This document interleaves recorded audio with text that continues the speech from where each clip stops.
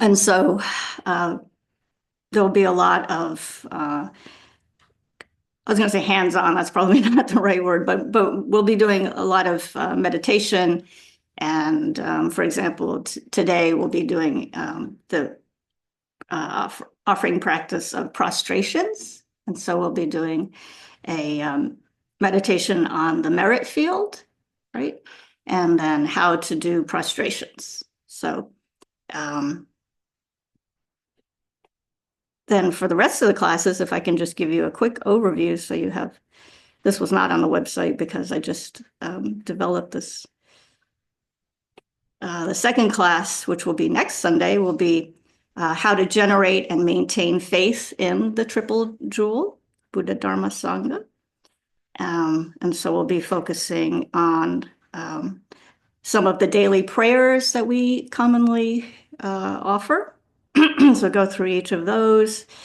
And then maybe do a little bit of sutra reading. We may talk a little bit about the meaning of the lineage lamas, how to do a mandala offering, etc. And then the next class is going to be the third class, how to purify negativities and generate conviction about the teachings on karma. And so we'll talk about how to do some of the purification practices, which would be like how to do water bowl offerings or light offerings, candles. Again, the mandala offering. And then if we have time, maybe we'll do one of the traditional prayers, like the Confession to the 35 Buddhas, something like that. And then we'll talk about the importance of the dedication of merit. So that's the third class. The fourth class is how to accumulate merit. So we'll talk about meditating on bodhicitta, and then how to, the practice of rejoicing, and how to make offerings, again, as a practice of generosity. And then how to create an altar. What are some of the offering substances that you might want to include on your altar? And what's the meaning of and purpose of these objects? How to maintain the altar on a day-to-day basis. And then again, some of the daily activities that we might want to consider doing, such as blessing the tongue or blessing the speech. And then any action, whether you're speaking, you're sitting, you're walking, all of that can be done with a Dharma motivation. Mindful breathing, that's a really important practice that I'm sure we're all doing. So anything from, cleaning, commuting, driving here and there, all of that can be done with a dharmic purpose. And then sleeping and dreaming. And then the last class is the fifth class. So that will be a continuation of this discussion about how to accumulate merit. And so we'll talk about the food offering, prayers, how to circumambulate holy objects, such as a temple like this. The meaning and significance of the prayer wheels, which are outside. And there's a very large one down the hill. How to and why to recite mantras. And then how to have harmonious relationships with others. This idea of living for others, cherishing others as the source of our happiness. So that'll all be sort of the foundation of all of these classes, but we will talk about that in particular in that last class. So that's the overall outline of the series. And then I think we'll start with a little bit of a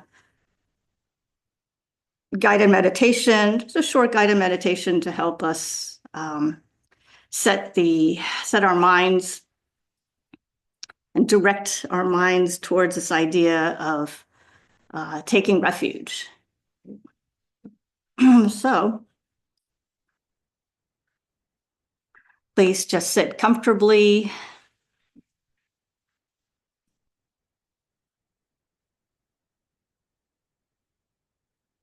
That doesn't mean falling asleep, but just sit comfortably wherever you are.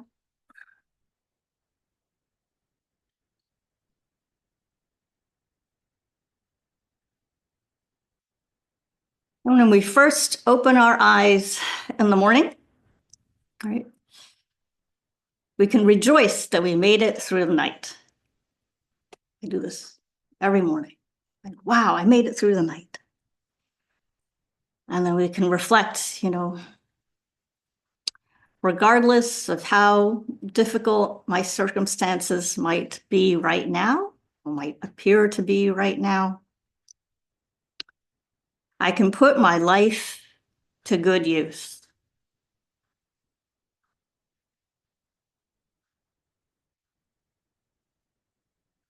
I can put my life to good use in order to ensure that not just this life is of the greatest benefit, but thinking ahead to the next life, to future lives, to this continuity of the mind stream as it moves forward from lifetime to lifetime.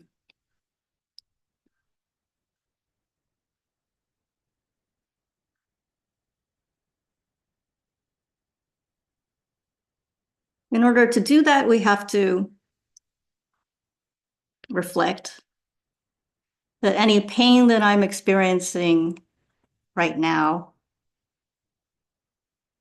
is inevitable because we are in samsara, and the nature of conditioned existence is that of suffering. But the degree to which we experience suffering is optional, is our choice.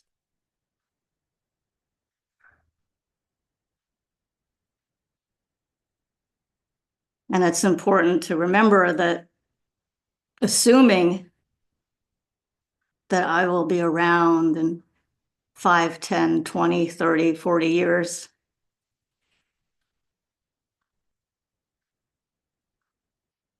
is a mistaken view, and it's irresponsible, right? It's a form of laziness in a sense, right? It's procrastination. It can lead to procrastination, right?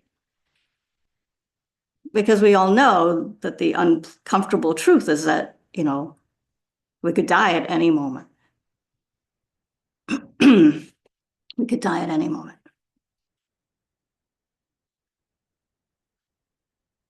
And so since that's the case, we need to prioritize, right? We need to make our Dharma practice the most important part of our lives, the guiding orientation in our lives.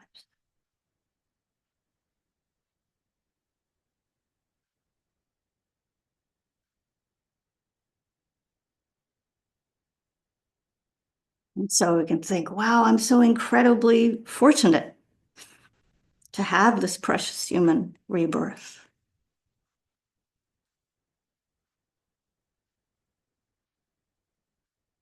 And I've just woken up and it's a sparkling, brand new, crystal clear, fresh day. It's like a blank page in your notebook. It's a day that I can devote to doing a little mental housekeeping, right? Doing a little cleaning up, purification. It's an opportunity to tame my mind.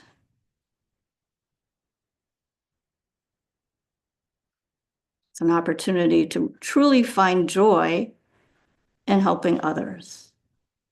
And that's so easy. There's so many opportunities around us. It doesn't have to be big, right?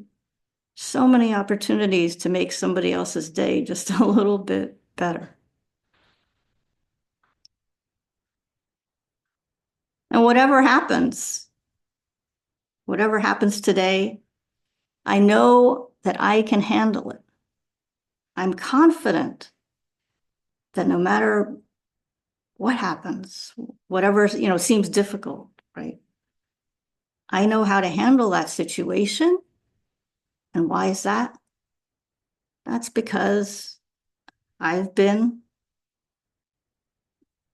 coming to teachings now, because I've been studying the Buddha's words, right? I know the difference between right and wrong. I know how to avoid dangers and pitfalls and the things that will cause me suffering.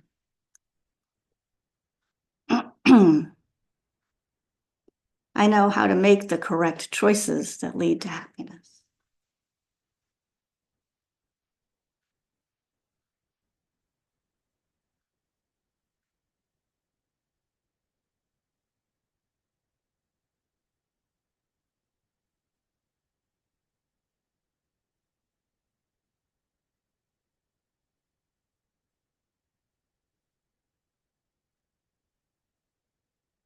When you have that kind of confidence in the teachings, confidence in your own potential for happiness and enlightenment, when you have that as a foundation, then you're not afraid, right?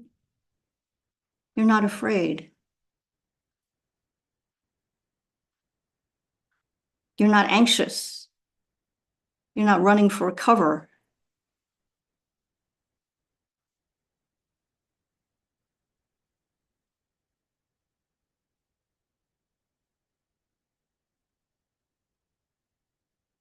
And then when we think of our relationships with our families, our friends, our neighbors, strangers, coworkers, thinking of particular people who we might interact with during the course of the day, and think of each of those individuals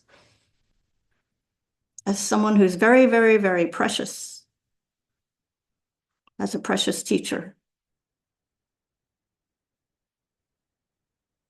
And altogether, collectively, these people, these individuals, that's our immediate circle of practice, right?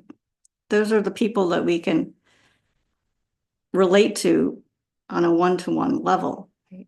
And so they become our immediate circle of practice. Because as beginners, we're growing our compassion, we're growing the scope of our practice. But we need to start with those with whom we have that direct contact with. So it's not just an abstraction, right? We want to start with the people who we share meals with, who we care for, who irritate us on a day-to-day basis. Those are our teachers.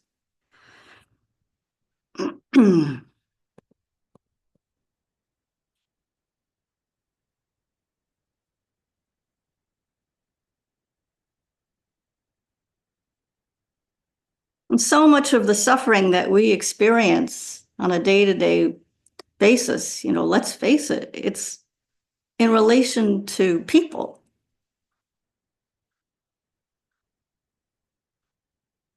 It's not so much physical pain, aches and pains as we get older. It's difficulties that we have, people who rub us the wrong way, who criticize us, humiliate us, etc.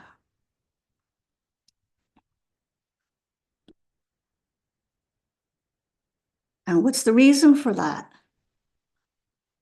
If we're honest, we realize that such difficulties arise from our own self-grasping, our own self-cherishing ego.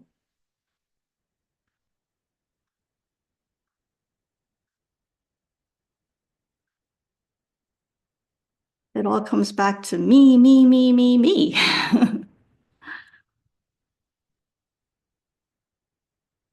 And you have to think,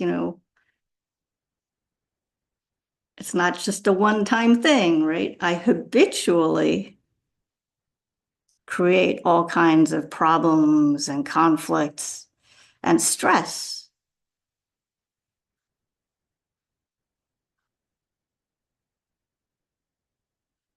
I'm the one who makes my life so complicated, although it might appear to be somebody else's, fault, so to speak, right? I'm the one who is reacting in such a way in a situation that presents itself to make it difficult. Somebody else who's further along down the path might be able to have a completely different reaction, might be able to, with an open heart, offer a mind of compassion and gratitude and generosity of spirit that I'm unable to do with my mean-spirited, tight-fisted, miserly mind. I instead create conflict.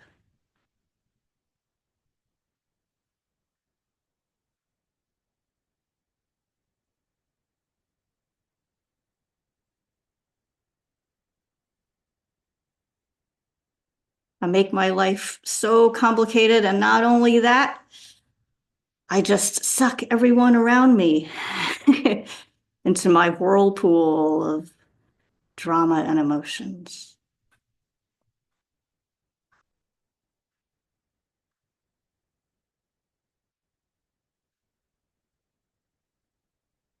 But it doesn't have to be this way, right? It's all up here. It's all up in our minds. It's all our own delusions and projections and conceptual thought. And so who can we rely on? Who can show us the way out of such suffering? Who can save us? Who can protect us from ourselves?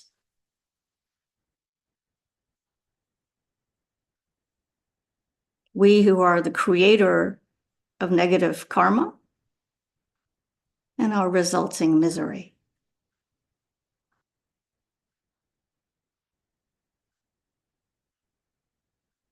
So it's only the Buddha, the one who has transcended the sea of suffering.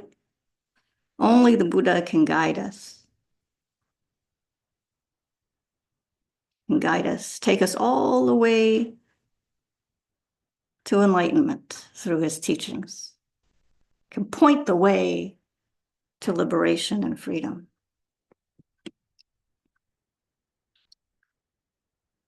And so with fervent prayers, we go for refuge.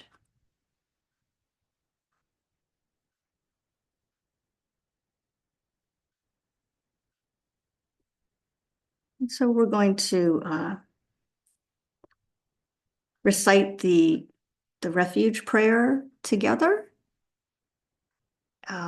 So it's in the slides somewhere towards the end.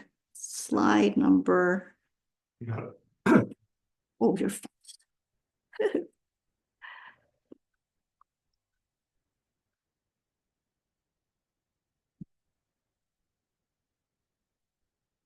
I go for refuge until I am enlightened through the Buddha, the Dharma, and the Sangha. By my practice of giving, other perfection, may I become a Buddha for the sake of all beings. I go for refuge until I am enlightened to the Buddha, the Dharma, and the Sangha. By my practice of giving and the other perfections, may I become a Buddha to benefit all sentient beings. I go for refuge until I am enlightened to the Buddha, the Dharma, and the Sangha. By my practice of giving and the other perfections, may I become a Buddha for the sake of all beings. I go for refuge until I am enlightened to the Buddha, the Dharma, and the Sangha. By my practice of giving and the other perfections, may I become a Buddha, save all beings. So then we just continue to do the recitation to yourself. We'll do this for another 5 minutes or so, just really reflecting on the meaning, because this sets the motivation for the rest of our time together.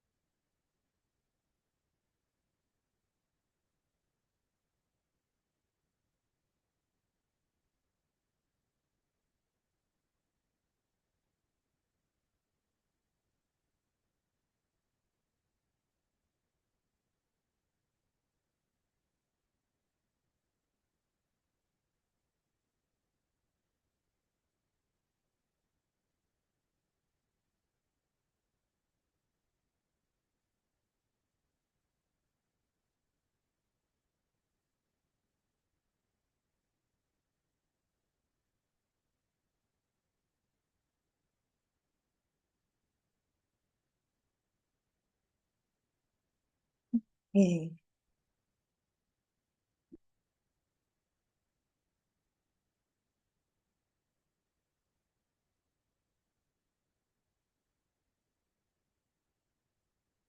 All right, thank you.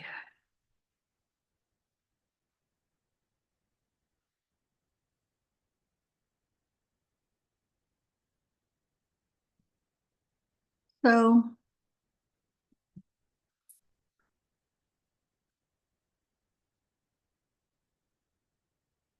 in order to fulfill our pledge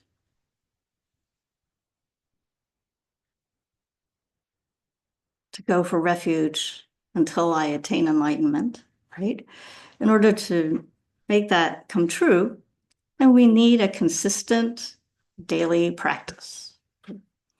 Consistent, simple, pleasurable practice that enables us to skillfully deepen our understanding of the Dharma.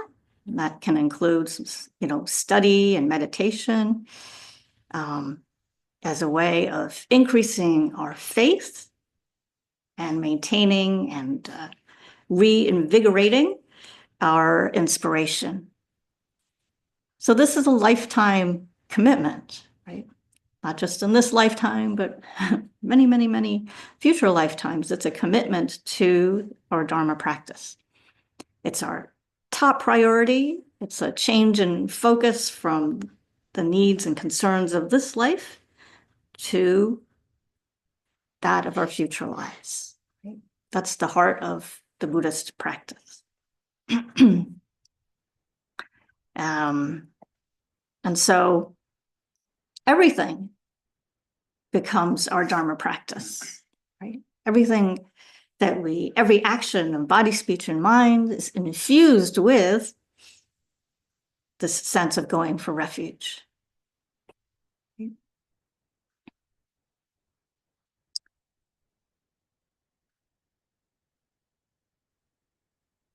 And so interestingly, when Gyime Khensen Rinpoche Losang Jampa, who is the spiritual director of Dona Kumpanling, who many of you have met, when his very first teaching for a center in Fairfax, Virginia, that I was associated with, in one of his earliest teachings in the United States, in the year, I think it was 2006. We asked him, what would you like to teach us, Rinpoche? Please,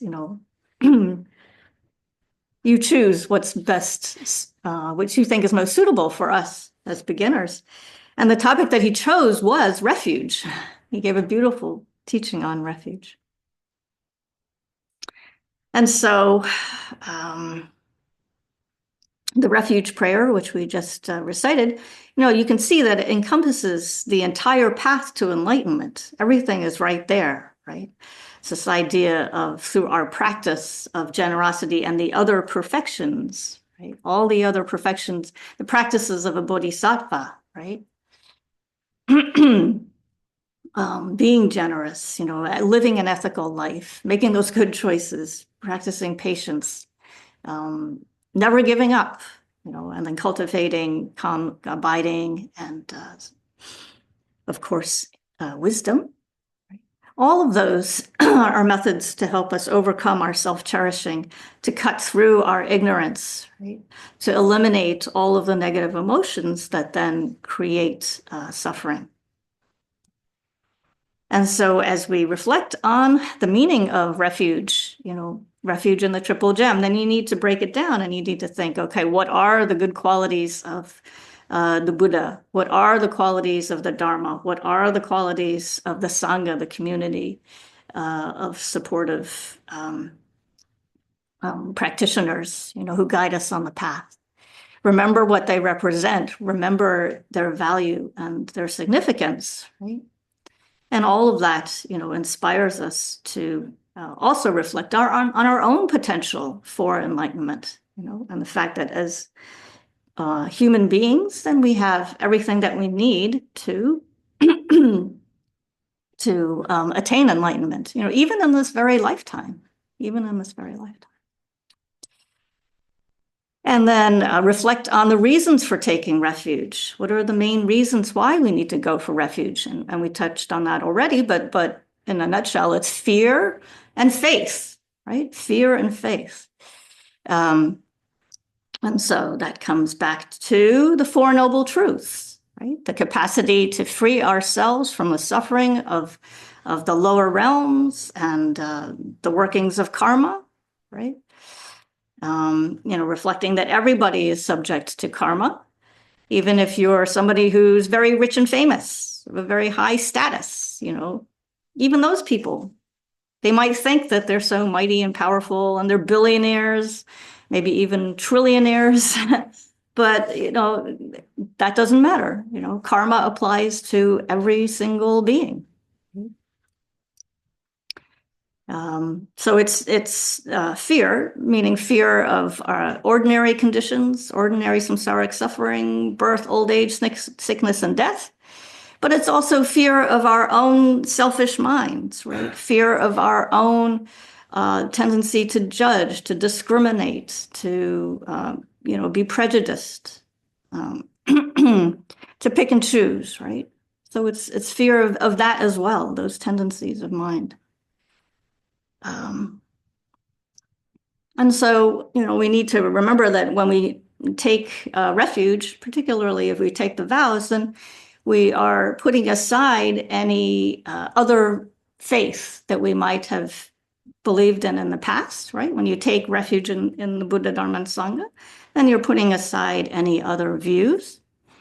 And that's worth pointing out because, from time to time, that question arises, can I follow another faith and also take refuge in the Buddha, Dharma, and Sangha? And again, reflect on, why did you take refuge vows, or why are you interested in taking refuge vows, or why are you interested in this, just at all interested in this subject, right? And so particularly if you're thinking of taking vows, then this is important in the sense that, you do this from your own conviction, from your own faith, your own study, right? You don't do it because your best friend took refuge, right? You don't take refuge because your family, you come from a family of people who are Buddhist, right? You have to do this from your own heart. Okay, that goes without saying. And so there's a beautiful and extremely detailed and very clear presentation of the benefits of refuge and the refuge precepts. I would encourage you to go back to the Lamrim Chenmo, to Volume 1, the teachings by Je Rinpoche Lama Tsongkhapa, and that's Volume 1, chapters 11 and 12. So in the Lamrim, in the teachings for persons of the small scope, these are beautifully laid out. But then just very quickly, the benefits of taking refuge. Benefits of taking refuge are such, include, becoming Buddhist, right? You can say, oh, I'm a Buddhist because you took refuge. You come under the protection of the Buddhas, right? That's sort of the whole point. You obtain skies of merit, boundless amounts of merit and joy. You will not fall into the lower realms. You eliminate all your previously accumulated negative karma. You can accomplish everything you wish, and you will quickly achieve Buddhahood.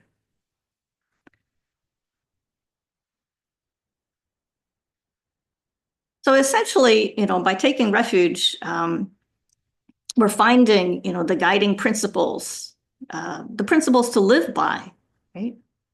You're establishing yourself firmly in the context of the Buddha's protective teachings, right? And so it shows us the way to live, right?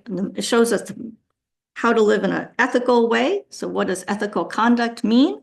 It shows us, in a nutshell, like the whole spiritual path, which we can orient our lives with and take safe direction, right?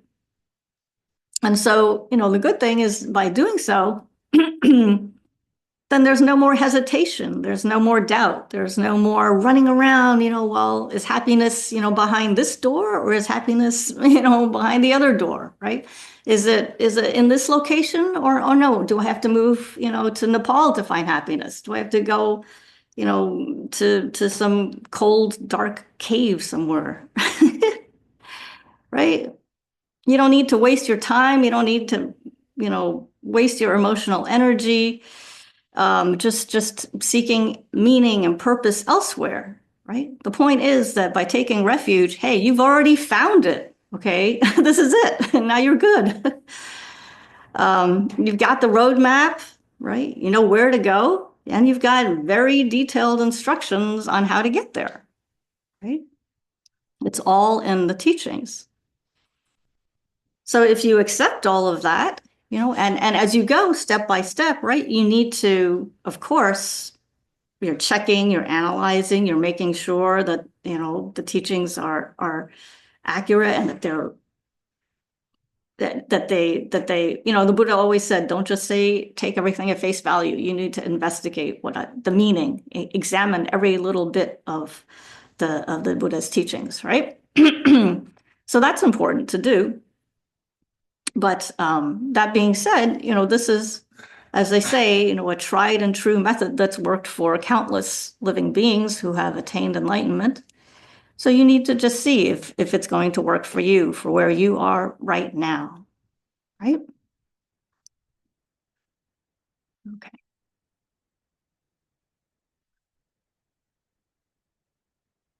So the three core teachings of the Buddha, and we've got a little slide. This would be the first slide in the collection of slides.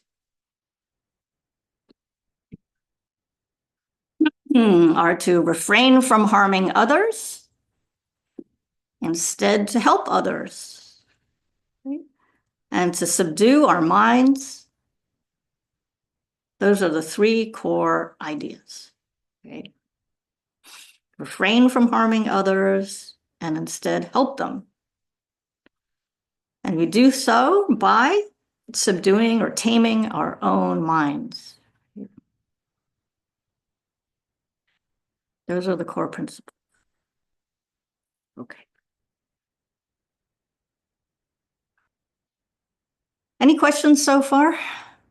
Now we're going to transition into how to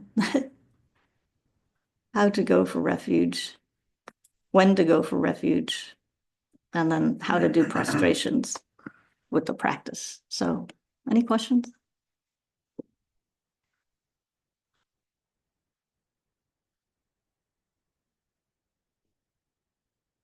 Okay.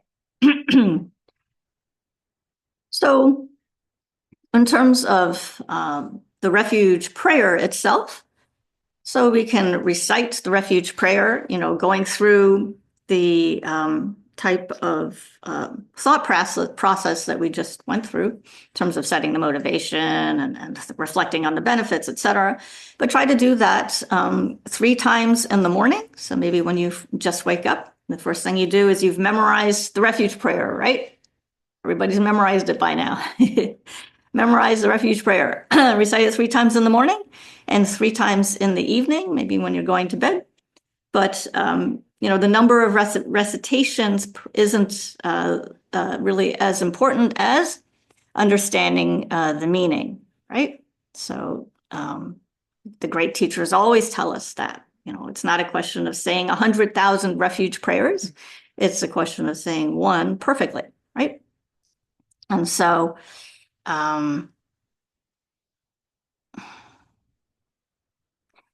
particularly for us as beginners, when we're thinking about, which practice is most appropriate, is going to be the most productive, then, maybe to a certain extent, since the refuge prayer encompasses the entire path to enlightenment, and it really evokes, the Buddha's presence, right? Saying, here, I'm going for refuge to you. Here I am, pay attention to me, right? In such a direct way. I think that the refuge prayer is really the core practice, right? So if you had to choose, like we're busy, right? If you had to choose between really focusing on reciting and contemplating the refuge prayer versus, let's say, as beginners and maybe doing a lot of mantra recitations, maybe, like a as wise a choice, right? They're both, you have to do both. But if you really have to choose as a beginner, I would go for the refuge prayer. Okay. Um, and so, it's a beautiful way to, let's say, you're reflecting on what happened, today, and you realize that you got angry at somebody, and then you're starting to just spend a lot of time going over and over, feeling resentment and um, getting kind of all steamed up about that incident, right? So on the one hand, you could stop yourself and do Vajrasattva purification mantras, right? We did that on New Year's Day. I mean, a few days ago, we could say the long Vajrasattva purification mantra and practice the four opponent powers. And yes, that's a very important practice, but that goes hand in hand with, or if you're like, hey, that's beyond my scope right now, I don't feel comfortable with that practice, that's fine too. Then I would say, why not? I would encourage you to do the refuge practice. Go recite the refuge prayer along with the accompanying meditation. Okay, that would be perfect. It's also a form of purification, right? It's a way to make amends. It's a way to acknowledge your mistakes. It's a way to accumulate merit. Okay. So then when and how doing any kind of Dharma practice actually is the most powerful. But let's say in the context of refuge, saying the refuge prayer. So there are certain days of the month throughout the year. There are special holy days, right? So days that mark significant events in the life of the Buddha, such as, his parinirvana, his enlightenment, or his descent from Tushita heaven, his first teaching, all of those wonderful holy days. Of course, those are days where the positive merit is multiplied, infinitely. So that's a good day to practice any type of Dharma. In this case, it would be doing the refuge practice, right? And particularly holy places, right? So if you're able to visit some of the holy sacred sites in India and Nepal, etc., then again, the amount of merit that you accumulate is that much more extensive. But, here we are at Donakumpanling. We're in a beautiful, blessed environment filled with the presence of the Buddhas, right? So you don't have to go all the way to India.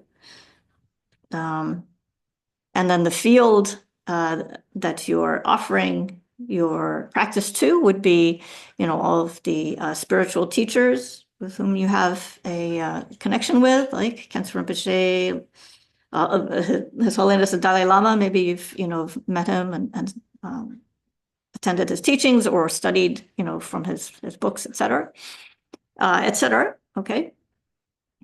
And the other important thing is consistent Dharma practice, right? So that's a very important aspect of this. Is just the very fact that you're doing your practice, as much as possible on a daily basis, right? That in itself is a very key component of your Dharma practice, maintaining consistency. Okay. So those are things to keep in mind. So if you don't know when the holy days are, then you can Google it. You can easily find the list of upcoming holy sacred days on if you look for like Tibetan Buddhist holy days. Or there's a prison project calendar that's published through FPMT. If anyone's interested, let me know. That lists all of the holy days. Okay. So then how can we make the refuge prayer our own, right? How do we keep it in mind? How do we, make sure that it's something that we live and breathe and it's not just words on a page? So the first thing, of course, is to memorize it, right? So if you haven't memorized it, memorize it, please. Even if it's just, every day you do the first sentence or something, or the first 3 words. I have a terrible memory, a very, very bad memory. So that's what I have to do, just like a couple of words per day. And before you know it, you'll know the whole thing. It's only like 4 sentences, right? So in order to help you memorize it, you can try writing it down, right? Write it down. You can just recite it over and over again. If English is not your first language, then maybe find a translation of the refuge prayer and do it in your own language. You can sing it throughout the day, come up with a catchy tune. In English, it's a little harder. The Tibetan is there's already a tune. But anyway, the point is that no matter what's going on, whether you're having a good day or a bad day, just continuously have the refuge prayer going on in your mind, right? Okay. And rejoice for in all of your efforts to do this practice, and dedicate all of the merit that you've accumulated with each recitation, with the pure intention underlying your recitation. You can dedicate all that merit for the welfare of all other sentient beings and for your own progress to enlightenment, right? So those 2 aspects of your practice are very important, no matter what you're doing, not just the refuge prayer, but rejoicing in your effort and dedicating that merit. Okay, any questions before we move on? They do. Uh-huh. They got a question. Who? No, I'm sorry. The phone's ringing. Oh. Yeah, very timely, right?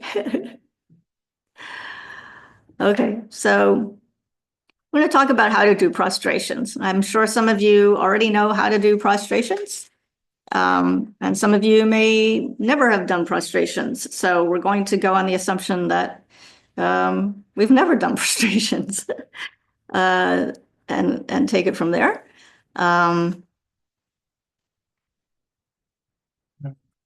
What are the benefits of doing prostrations? Anybody know some of the benefits? Particularly like the full prostration where you're flat on the ground. So humility, practicing humility and Yeah, because it's particularly as Venerable Thupten Trudren said, she said, we're Americans, like we're the best people on the world. We are not humility. We're not humble people.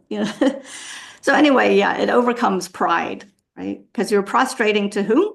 To all the Buddhas, right? And so this is a way of showing respect. It's a way of crushing our ego. We're bowing with respect to the Buddha, the Dharma, and the Sangha. We're bowing with respect to our teachers, right? It's a form of purifying our misdeeds. It's a form of creating merit and creating the causes and conditions to become Buddhas, to obtain the qualities of a Buddha's holy body, speech, and mind in the future, right? So there are different ways to visualize yourself and the environment as we do the prostrations. And so some of the ideas that are most commonly shared are you can think that you have countless bodies, okay? Countless forms of you are also doing the prostrations at the same time, okay?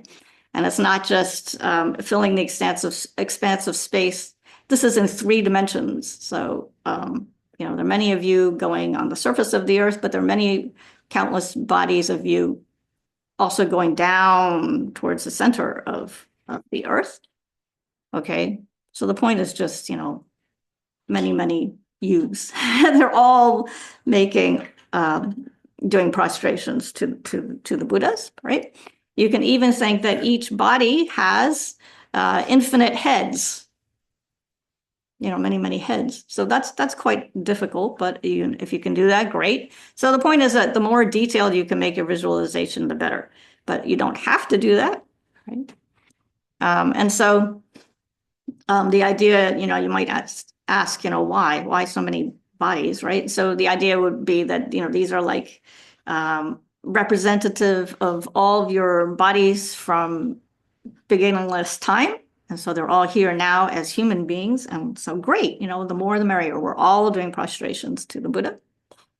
You can also think that it's not just your body, not just you doing the prostrations, but that all sentient beings are joining in, right? That's a very common theme in Tibetan Buddhism, right? Like everybody's coming to the party. We're all doing the prostrations together. All, you know, the dogs and cats and birds and lions and tigers and bears, everybody's doing prostrations. But you can visualize them as human beings, because that would be easier than visualizing them in their individual physical aspect, right? Another way, which Lama Zopa Rinpoche specifically mentioned, was you can think of yourself as just being really huge, you know, like one big huge person. That might be easier than, you know, countless individuals, and like, so it's really huge, or you can do huge and countless. Okay. So whatever, you know, you can comfortably visualize, right? You can keep that in mind. And then for how do you actually do the prostrations? So I found a written description. And so I've put that in the slides. So that would be the third, starting from the third slide. So we can, you know, read through it quickly for the full prostration. And then I actually gave up because I thought, well, this is kind of hard to understand. I need a video. So we'll walk through this, and then I'll show you a like this hokey little video clip that I put together this morning. But basically, and again, I'm sure some of you have done this before, but you put the palms of your hands together with the thumbs like this. You're not, it's not empty, right? You want to put your thumbs together like this. And then this is representing the wish-fulfilling gem that you're offering to the Buddha. And then you're going to put it at the crown of your head. And this is the cause to create the crown protrusion of a Buddha. And then you put your hands between your eyebrows. And sometimes people skip this, but it's good to put your hands right here between your eyebrows. And this symbolizes achieving that curl, the curled hair on the forehead of the Buddha. And then touching your folded hands to your throat, you know, your neck, your throat. So this would be the speech. It's purifying all of the negative actions of your speech and creating the causes to obtain the melodious speech of a Buddha, the 60 or 64 qualities. Okay, so that's your throat. So here we've got crown of the head, between the eyebrows, the throat, and then down to the heart. Okay, so heart purifies negative actions committed of the mind and creates the causes to obtain the qualities of the Buddha's mind. Okay.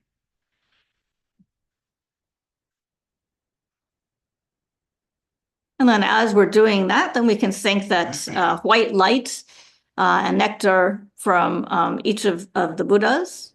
So the Buddhas are there, you know, in front of us, right? That we are receiving all of their empowering, purifying nectar, and it descends in the form of white light. Okay.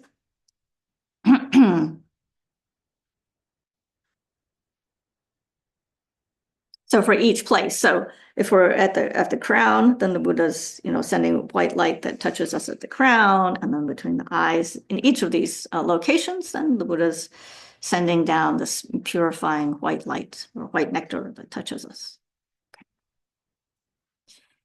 So at that point, then this is when you're going to go down on your knees, right? You're going to bend forward, place your hands flat on the ground with your fingers just a little bit apart. And then you lower your knees and stretch your body full length on the ground with your arms extended forward. And then you can kind of basically just get up. You can lift your palms up off the ground and bend your elbows and then push up. That's basically it. And then I think this is just easier. It's going to be easier to just see it in the video. But I wanted to point out a couple of faults and kind of pro tips here. And this is from Pabonka Rinpoche's book, Liberation in the Palm of Your Hand. He says, when you do prostrations, don't be sloppy. You have to do it with a fully concentrated mind. If you don't think, oh, I'm trying to do 100 prostrations. Well, I'm only on, number 21. I got to speed it up, or, I can take a little shortcut and maybe only just go like this, do it twice, just do the crown of the head and the heart or something, I'll just speed it up.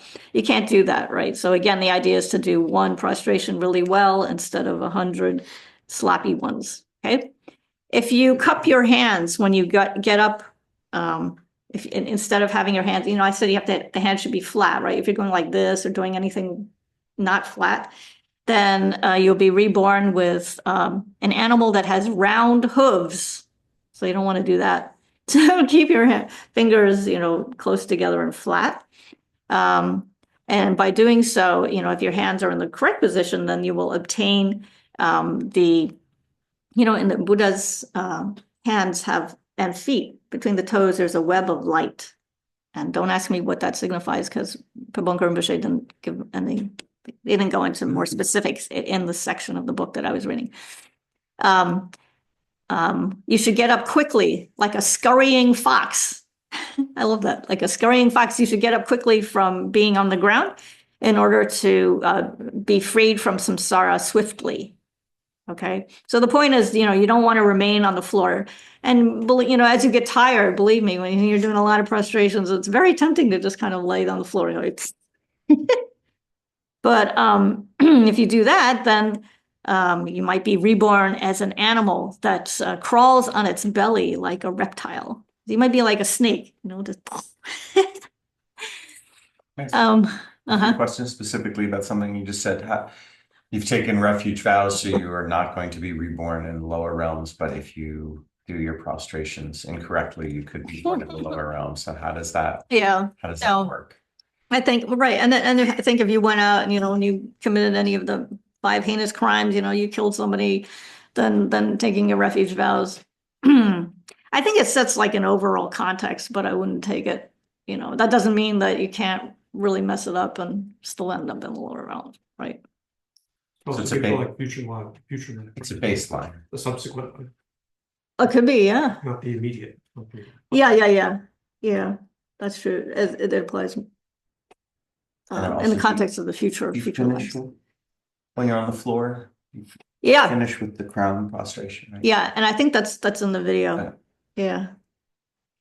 And then the other one is to stand up straight between the prostrations, right? So don't, if you're in a hurry again, you might just kind of go halfway up, but you have to really stand up, because otherwise you can be an animal that doesn't stand up straight, some kind of funny animals. Okay. Do you want to roll the videos? Yeah. The video?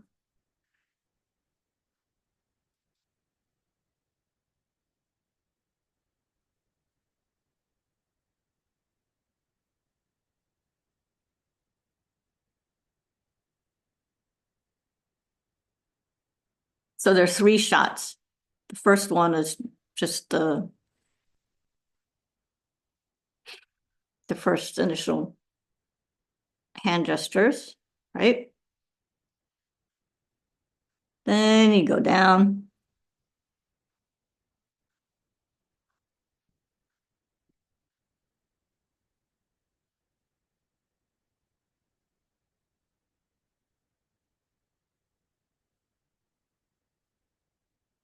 Yeah, that's the third one. Yeah, so at the very end, you can't really see it, but I did bring my hands up. So you're flat on the ground and then you can go like this. Okay. So that's the full prostration, and then the short prostration, I ran out of time to make the video, but you can see it on the slide, on the next slide. So you touch your hand, you touch your folded hands, same thing, you know, with the hand position. And then you're gonna bend forward, place your feet on the ground, lower your knees to the ground, and touch your forehead to the ground. So this is much easier. So maybe I can do it here. I don't know. I guess some people online won't be able to see, but you probably know it already. And we're gonna do this in 5 minutes. You're gonna be doing this yourselves. So if you're gonna do 1, 2, 3, right? Body, speech, and mind, or just crown of your head, throat, and heart. And then you go down. So 1, 2, 3, and then you go down, and then you put your head down, right? And then you just push up, like that. So it's easy. And then if you're having any kind of physical ailment, then you can just hold your hands like this, and then just, you know, go like this, or you can go, you just remain seated, right? And go 1, 2, 3, 4, body, speech, and mind, and then just like that, right? So that's good too. Any questions on how to do the prostrations, Glenn? When you did the full in the video, it looked like, when you were going down, the hands touched first and the knees. And when you just did it here, you know, just not the full. Yeah, the layout. short prostration. It looked like the knees touched first. Is that Yeah, better? I don't think so. I think it's a question of balance. Thank you. I think so. Is that, what did I put on the slide? I don't think it did. Is that totally different from what's on the slide? Bend forward, place your hands flat up on the, oh, it does say, put your hands on the ground first. I would not probably do that. Put your hands, then lower your knees. I don't know. Well, you can try it either way. Touch your forehead, lower your hands to the ground, then put your, yeah, see whatever feels better. I think I would have a hard time with that, but maybe, you know, and as you get a rhythm going, if you're doing a series of them, the natural rhythm may change a little bit of how you do it too. Okay. Anything else? I know we did that, you know, really fast, but like I said, what we're gonna do next is the visualization. We're gonna do the actual practice. Okay, so we're gonna do the visual, huh? Sorry. I'm confused. Okay. I usually do like this. I do like this, Uh-huh. and then in my eyes, Right, the eyebrows. mouth. You say throat. This is Like throat. my mouth is okay because I'm used to it. I was doing wrong. I do like this. That's why we're here, right? Like this, and then I prostrate. Uh-huh. It's four sentences. Okay. Is it correct? Yeah, but the idea is that the throat. Yeah, I was doing my mouth. I will change to Okay. do the throat. Okay. Thank you. Okay. Anything else? Good. All right.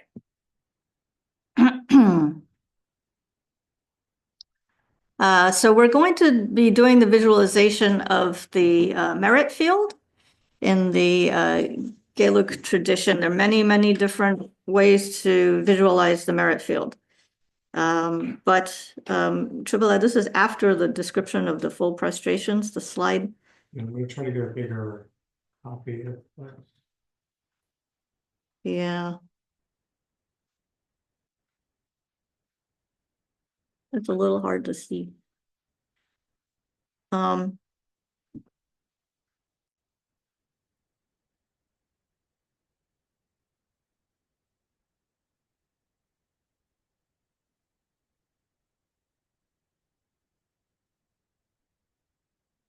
So I'm going to give sort of a quick overview of the visualization because I think you may have seen this before. I doubt this is the first time you've seen this.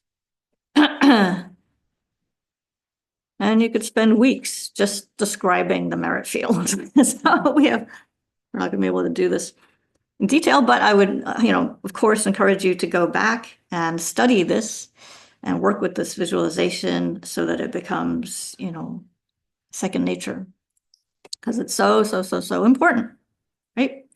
And so we're visualizing a huge central throne, so sort of in the space in front of us, sort of at eye level, right? A big central throne supported by 8 majestic lions. So I think that's the 4 corners and then the intermediate directions. Some beautiful lions are supporting this throne. So this central throne is then surrounded by 5 smaller thrones. And so there's one sort of in the center, and then the others, in the 4 directions. So we've got this beautiful throne with a central throne, and it's surrounded by these smaller thrones, right? And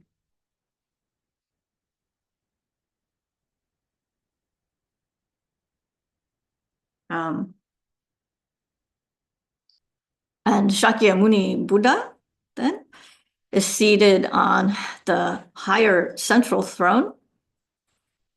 And Buddha is by nature, your root guru. And his right hand is touching the earth, which signifies overcoming the demon of lust, desire, right? And in his left hand, he holds a begging bowl that's filled with nectars.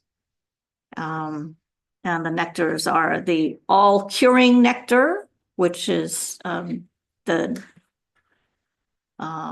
nectar that rids us of the demon of the 5 aggregates. Right? The second is the nectar of immortality. So it defeats the demon of death.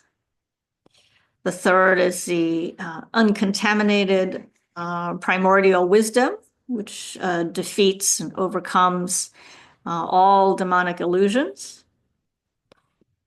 And so by reflecting on Shakyamuni Buddha's achievements, right, his defeat of these maras, then we think that we as well will be able to defeat these maras that plague us. And we can do this too.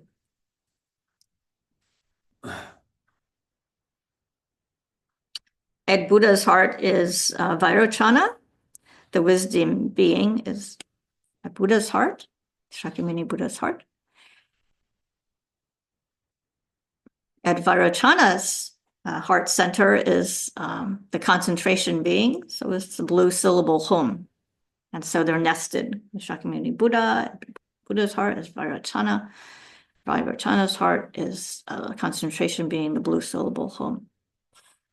Okay, so then on the right side of Shakyamuni Buddha, one of those thrones, the smaller throne, is Maitreya, who represents the lineage of extensive deeds. So Maitreya is surrounded by all of the lineage lamas in the lineage of extensive deeds.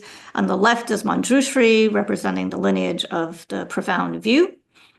And behind Buddha is Vajradhara, which represents the lineage of consecrated practices. So there are many, many, many lineage lamas on the surrounding Buddha. And then in the throne in front of Buddha, in that central throne there, is your root guru in the form of a monk. His right hand is in the teaching gesture, and his left hand is in the gesture of meditative absorption. In the palm of his left hand, there's a life-giving initiation vase full of the nectar of immortality.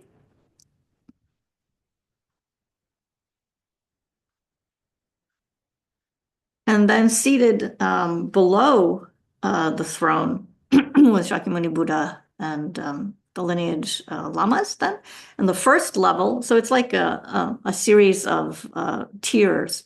On the first tier then is all of the tantric meditation deities, and then below that the Buddhas in the Nirmanakaya form. So that would be like the 1,000 Buddhas of this fortunate eon, the 35 confession Buddhas, etc. Then below them are all of the bodhisattvas, and then all of below that is the Pratyeka Buddhas, and then the 16 Arhats, the Shravakas, and all of the worldly, all the Dharma protectors, right, are there on the bottom.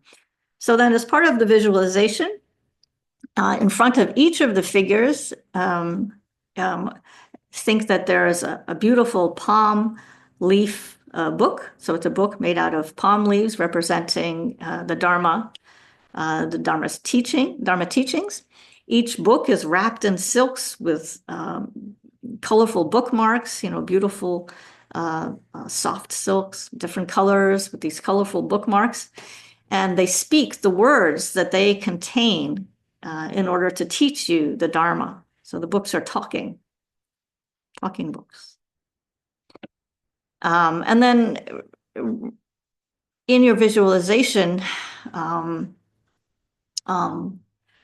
think that each of these figures, all of the Shakyamuni Buddha and your root guru and all of these Buddhas and Bodhisattvas, all of the lineage lamas are three-dimensional. They're alive, right? They're emanating light, right? They have rainbow light bodies.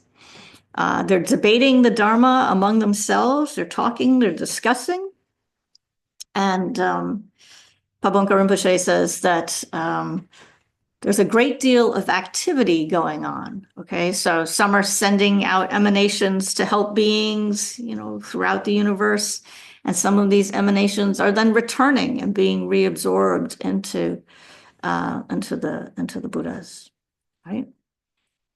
Above all, think that they are very pleased with you as you do this practice. They're so happy that you're engaging in this virtuous activity.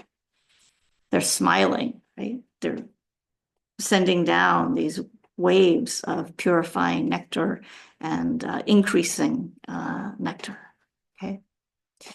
So since beginningless time, I and all sentient beings who have been my mothers have been born into samsara, and for a long while up until now, they've experienced the very many different sufferings of samsara in general, and those of the three lower realms in particular.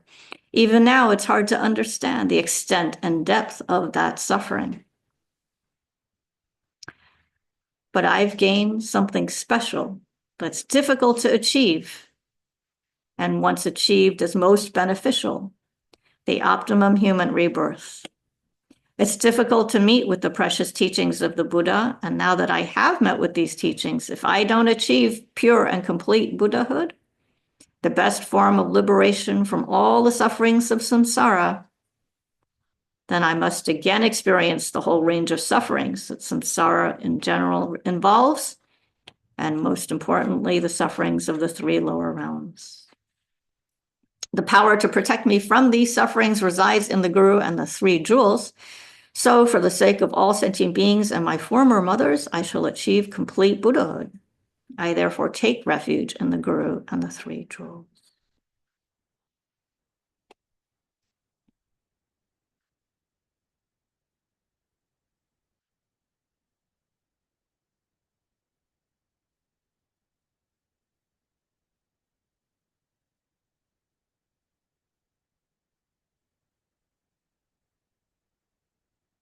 So with that visualization in mind, then we recite the refuge prayer again.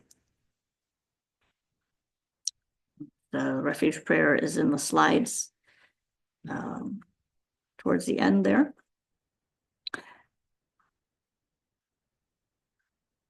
I go for refuge until I am enlightened to the Buddha, the Dharma, and the Sangha. By my practice of giving and the other perfections, may I become a Buddha for the sake of all beings. So what I'd like to invite you to do is to get up and do prostrations while you're reciting the refuge prayer. Okay, so you can do either just the very short prostrations, the short prostrations, or if you can find some space, you can do the full prostrations. I will sit here and I'll recite the refuge prayer. That's my contribution. And then I think that'll work, right? So the point is to, maintain the visualization in mind while you're doing the prostrations, okay? I go for refuge until I am enlightened to the Buddha, the Dharma, and the Sangha. By my practice of giving and the other perfections, may I become a Buddha for the sake of all beings. I go for refuge until I am enlightened to the Buddha, the Dharma, and the Sangha. By my practice of giving and the other perfections, may I become a Buddha for the sake of all beings. I go for refuge until I am enlightened to the Buddha, the Dharma, and the Sangha. By my practice of giving and the other perfections, may I become a Buddha for the sake of all beings. I go for refuge until I am enlightened to the Buddha, the Dharma, and the Sangha. By my practice of giving and the other perfections, may I become a Buddha for the sake of all beings.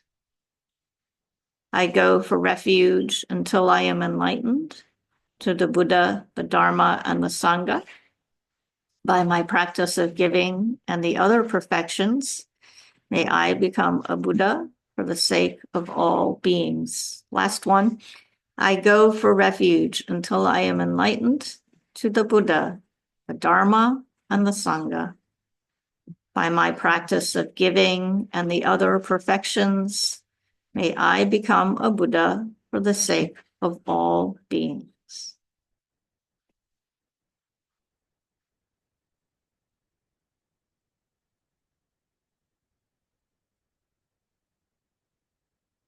Okay, please be seated.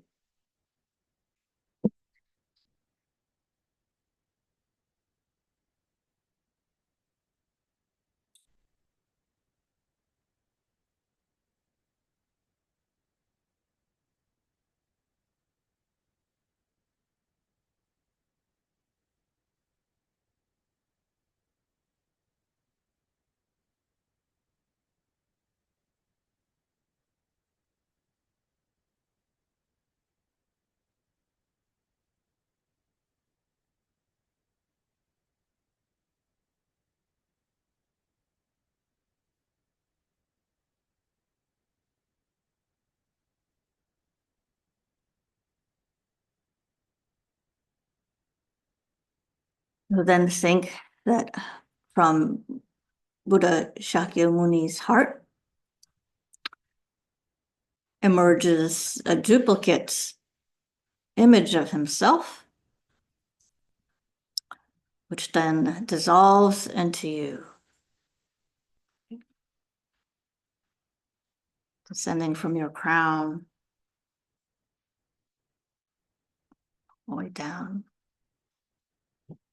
This duplicate image of Shakyamuni Buddha dissolves into you. And so you become a Buddha. You become a Buddha, and then countless Buddhas emanate from you and dissolve into all sentient beings who also become Buddha Shakyamuni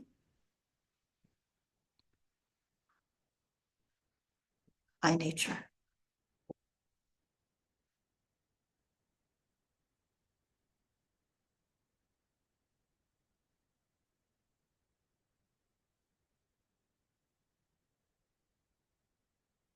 Okay, so I'll just repeat that.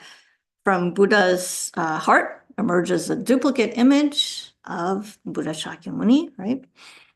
And that image then dissolves into you so that you become Buddha Shakyamuni, or you become a Buddha, not Buddha Shakyamuni, but you become a Buddha, right?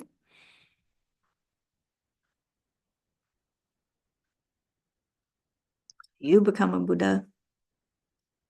And then countless Buddhas then emanate from you, filling all the directions of space.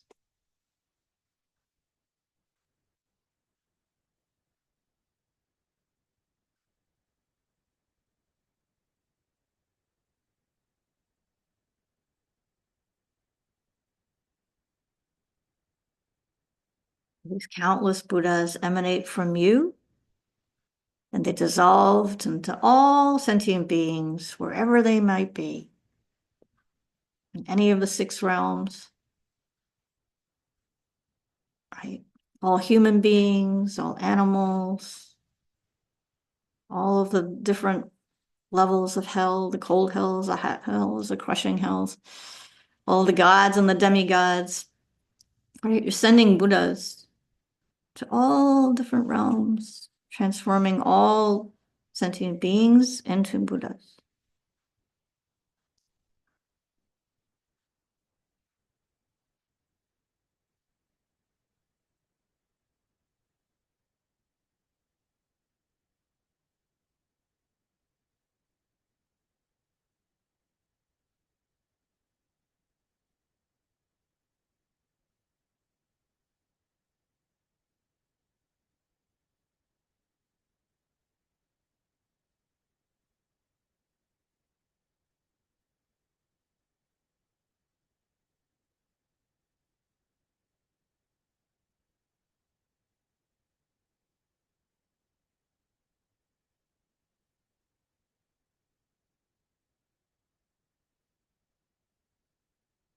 And then feel that you've achieved what you set out to achieve. You fulfilled your bodhicitta goal, right?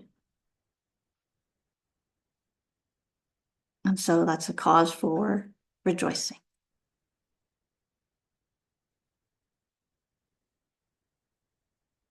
May I become a Buddha for the sake of all beings, right? Think that you really did it. And so rejoice.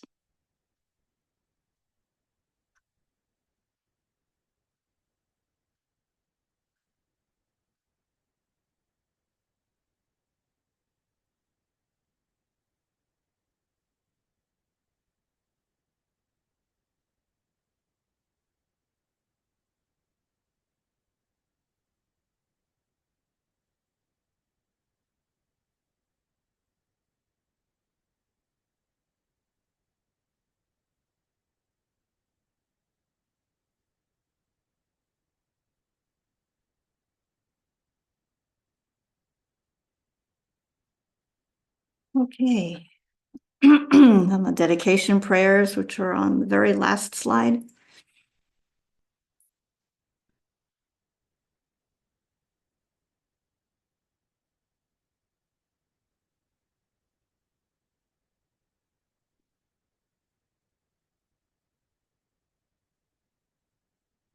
May the precious, supreme bodhicitta, not yet born, arise.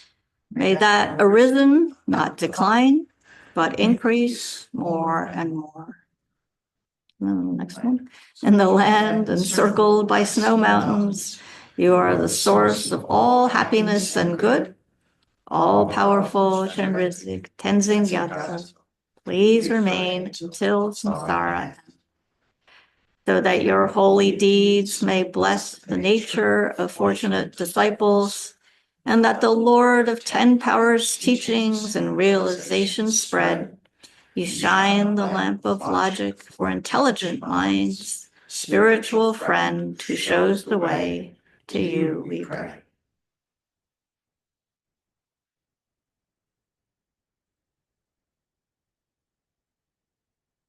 Okay, well, thank you so very much. If you have any questions, I'll stay around for a while. If this is your first time here, we have some tea and coffee and just down the hall. Welcome to stay and have a cup of tea. Thank you so much. Thank you. Thank you. So, having you on. Thank you.